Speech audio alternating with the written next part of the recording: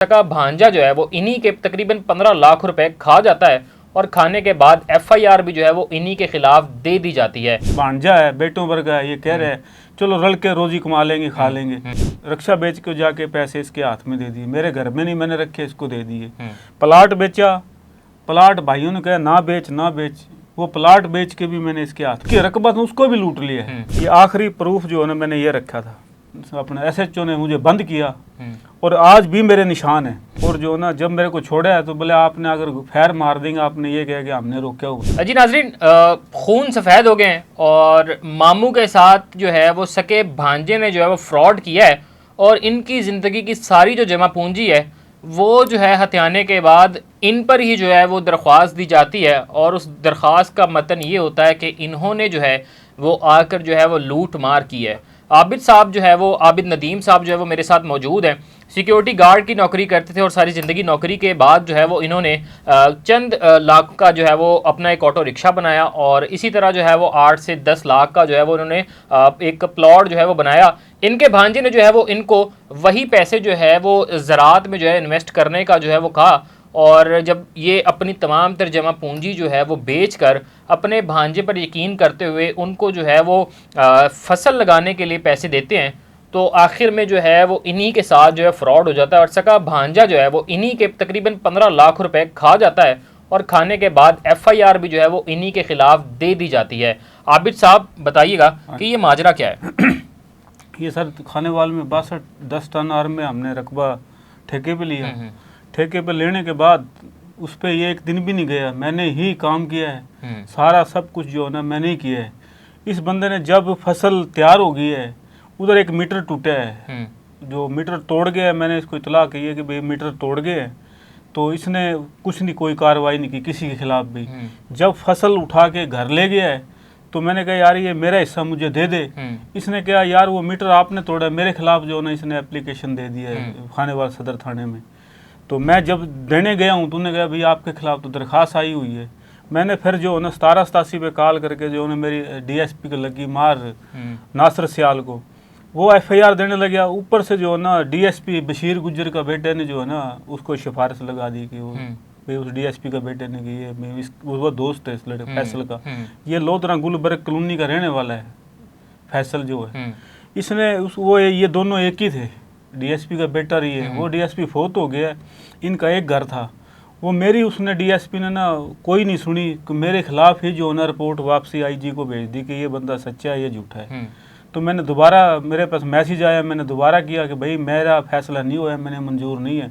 जो कि मेरे आरपीओ साहब मुल्तान कैंट मुझे बुलाया गया दोबारा, आईजी ने मुझे यहाँ उन्होंने भेजा कि आपने दरख्वास्त दी हुई है, आप यहाँ हो मुल्तान कैंट। मैं गया हूँ, उसने सब इंस्पेक्टर पे लगा दी है। सब इंस्पेक्टर ने कहा जो है ना जो डीएसपी का फैसला है वही मेरा फैसला है। मैंने कहा मैंने ठीक है भाई फैसला मैंने नहीं मंजूर है आपका भी। मैं चलता रहा, दोबारा फिर मुझे बुलाया गया। अब मुझे बुला लेते हैं पुलिस, उसको नहीं बुलाती है। क्यों? वो ले रहा है अपने एक नियाजी अकरम है पीटीआई का, उसकी मार्फत से जो है ना ये अकरम, ये अपना डीएसपी बशीर गुज्जर का बेटा, ये थाने के टाउट हैं, ये थाने में काम ले रहे हैं प्रेशराइज करके थाने को। और जो थाना जो है ना बल्कि वो मेरे खिलाफ ही दरख्वास्त, और लोधरा में जब मेरे को बुलाया गया अभी आज फैसला करते हैं, मेरे खिलाफ वहाँ भी दरख्वास्त थी सिटी में।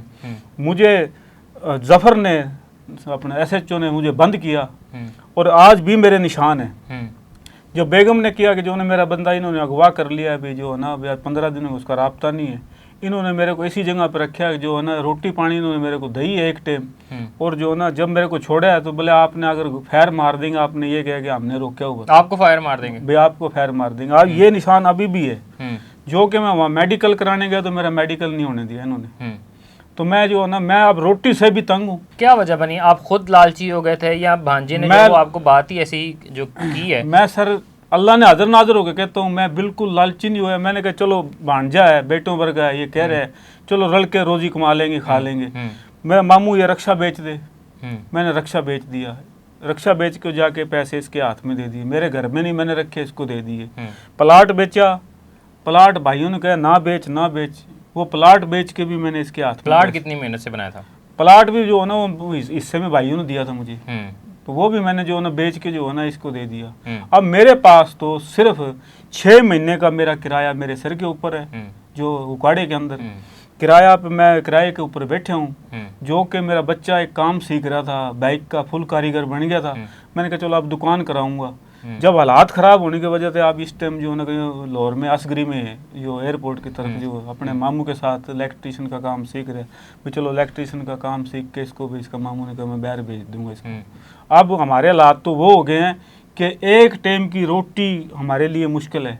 गंदम इसलिए लगाई थी कि साल की हमारी गंदम आ जाएगी, एक दाना भी हमारे लिए आराम है मेरे बच्चों के लिए। तो अभी आपका भांजा किधर है? वो लोधरा में है, गुलबर्ग कॉलोनी। और जो फसल आप बता रहे थे कि उन्होंने जो वो काट कर जो बेची फसल है, भी सर वहाँ से कितने पैसे बने, आपका कितना हिस्सा बनता था? मेरा सर हिस्सा उसने कहा जी आपको जो है ना हम ना जो आपके जो नकदी पैसे लिए हुए ना वो वापस करेंगे, आपको 10वां हिस्सा के हम आप पेमेंट देंगे। इसने मुझे ना कंडे की रसीद दी तो ना कुछ दिया। इसने पहले ही मतलब है कि मेरे खिलाफ दरखास्तें शुरू कर दी, तो मुझे क्या रसीदें देगा ये जी। तो मेरे को जो है ना इसने इतना वो कर दिया भाई हेरा फेरी में कि मुझे भाई जो है ना ये ताकि जो है ना ये डर के पीछे हट जाएगा, मुझे मेरे से मांगेगा नहीं। अब मेरी बेगम के साथ भी बदतमीजी की तो ताकि पुलिस ने कोई कार्रवाई नहीं की। अब मैंने उधर अपनी मजदूरी की है, अपना प्लाट भी बेच दिया, रक्षा बेच दिया, तो मैं अपने खाने में जहर डालूंगा? तो इन्होंने पहले महीने में कार्रवाई नहीं की है मीटर की, उसका बिल भी अदा नहीं किया तो उसका कनेक्शन कट गया चौधरी का, ये रकबा उसके हैंड ओवर करके आ गया। अब उसका इसका कुछ चेक का मसला चल रहा है। मुझे कह रहे हैं कि जो कमीशन के पैसे हैं ना वो मुझे दिलवा, तो गवाह बन। आपका भांजा कह रहा है भी आपने रकबा आगे चढ़ाया। तो अगर अभी तक वो आपके साथ राब्ते में, तो आप अपने पैसों ये सर राब्ता जो है ना 3 महीने बाद जो है ना अभी कुछ दिन पहले किया, जब उनकी आपस में कोई लग रही है। वो चौधरी भाजा हुआ है, वो दरखास्त है उसके खिलाफ दी हुई है, वो शरीफ आदमी है, वो डर के जो है ना मियाँ चन्नू में उसने अपने रूप पोष होया हुआ है। उसने मुझे बताया है कि मेरे साथ यही है सलूक हो रहा है, तेरे को क्या देगा बोले, जब मेरे को डंग मार दिया इसने। मतलब वो चौधरी को भी, चौधरी जो तीसरा पार्टनर था उसको भी लूट लिया, उसको जिसकी रकबा था उसको भी लूट लिया है। उसका ना तो ये बिल भर के आया, जो बिजली का बिल है ना जो ठेकेदार का ही होता है, जब तक चलाएगा, जब रकबा हैंड ओवर कर देगा फिर वो मालिक का है बिल, ट्वेल का। इसने उसके साथ भी किया है, उसकी ज़मीन में भाई इतनी नहीं तेरे इतनी एकड़ है। उसने कहा यार जो बनता है यारी दोस्ती ख़राब ना हो दे दे। इसने सर जो ना उसके नाम से दरखास्त दुआई, वो कहना कि मैंने पता ही नहीं है अभी दरखास्त का। ये मेरे साथ तो इतना बड़ा फ्रॉड किया है कि मैं ज़िंदगी में सोच भी नहीं सकता हूँ कि मेरे साथ सगा बांध जाने। ये तो मैं सिर्फ फिर रहा हूँ सिर्फ बच्चों के लिए। मेरा तो ऐसा दिल करता मैं खुद खुशी कर लूँ। मैं बच्चों को क्यों मारूँ? मेरे बच्चे मर गए, मैं बच्चों को क्या कसूर है? बच्चे मैं मार दूंगा, बच्चों का कसूर क्या है? अब कई दफ़ा ये आता है कि यार जब घर में कुछ नहीं होएगा बेगम तो कहेगी ना, या आपने सब कुछ बर्बाद कर दिया भांजे के पीछे, तो आज ये लेके आ गए। मैं कहाँ से? अब मैं 20,000 की नौकरी कर रहा हूँ गनमैनी, दोबारा पंप के ऊपर। अब इस बंदे ने, मैंने इसको हर तरीके से कह लिया यार मेरा ना जो कुछ तूने देना ना दे दे, 5 4 जो भी देना दे दे। ये बंदा उस बात पे भी नहीं आया है। अभी भी गंदम इनके घर में मौजूद पड़ी है, प्रूफ भी नहीं है और किसी किस्म की आपके पास कोई चीज़ भी नहीं है, तो फिर कैसे कोई जो है वो क्लेम करेगा? सर ये प्रूफ मैंने ना आखिरी प्रूफ जो है ना इतबार करके अल्लाह पे और इन पे, ये आखिरी प्रूफ जो है ना मैंने ये रखा था। कितने पैसे हैं इसमें? 30,000 जो मैंने भेजे थे आखिरी अमाउंट। जो दोबारा मैं आज फिर जो है ना ये IG साहब के पास जो है ना ये इदारों में पेश होया हूँ कि मेरी कोई सुनाई हो, तो जो मेरी अभी तक कोई भी सुनाई नहीं हो रही है। भी जहाँ जाता हूँ वहाँ जो है ना ये सिफारिशें लगा देते हैं भाई रोज सरदार IG की सिफारिशें भाई कह देते हैं। उसको पता भी नहीं है रोज सरदार को कि भाई IG साहब को जो रेलवे का अब भाई मेरा फ़ायदा उठा रहे हैं।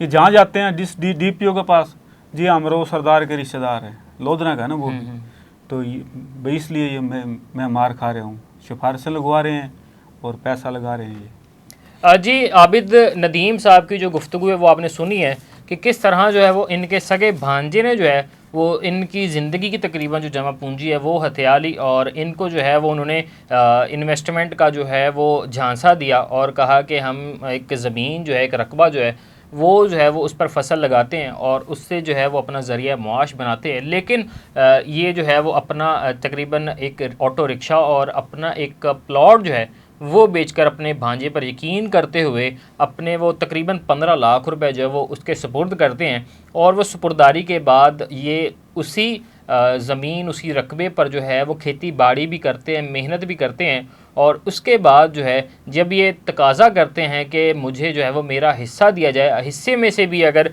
जो है वो फसल बेचने के बाद मुझे जो मेरे ही पैसे हैं वो वापस कर दिए जाएं, तो इनको अपने घर वापस आने पर जो है ये इत्तला मिलती है कि इन पर भी जो है वो FIR दर्ज हो चुकी है। ये तमाम तर चीज़ें जो हैं वो आबिद नदीम की जानिब से जो है वो इनकी ज़ुबानी हमने सुनी है। इसी के साथ अपने मेज़बान को इजाज़त दीजिए। अल्लाह निगहबान।